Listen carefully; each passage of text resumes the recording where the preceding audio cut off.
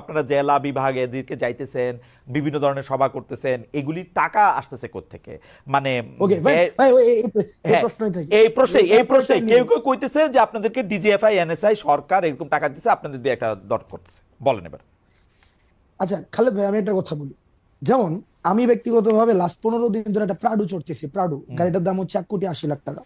Prado চড়তেছি, হয়তো আগামী সপ্তাহ থেকে ওডি চড়বো। ওডি যেমন আমার অ্যাকোয়েন্টেন্সের মধ্যে প্রাডু আছে, ওডি আছে, তারপর হচ্ছে বিএমডব্লিউ আছে, তারপর হচ্ছে মার্সিডিজ আছে, করোলা এক্স থেকে শুরু করে আলফ্রাডো পর্যন্ত আছে, রাইট?